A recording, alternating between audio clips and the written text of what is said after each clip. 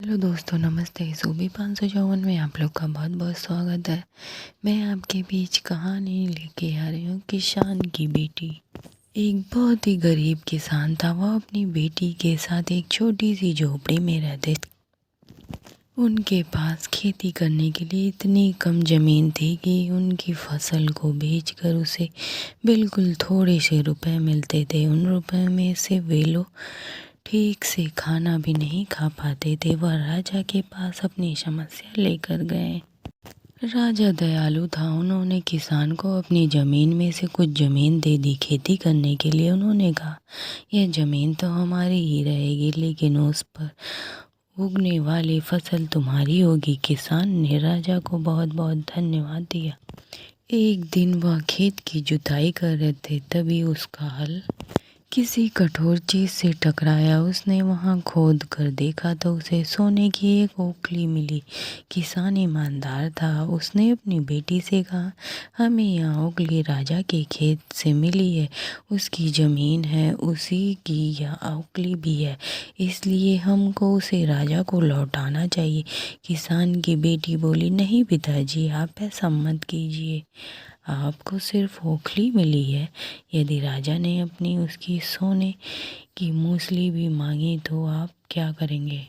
आप इस ओखली को अपने पास ही रखिए। लेकिन किसान को यह बात ठीक नहीं लगी। वो बोला, जो चीज़ हमें मिली ही नहीं है उसे मांगने की कोई अधिकार नहीं है।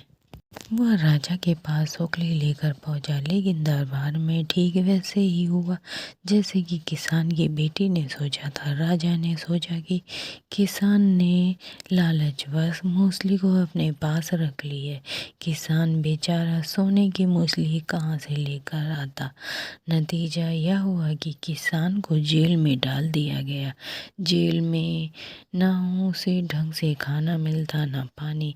किसान को ऐसी गलती की सज़ा दी गई जो उसने ही नहीं थी।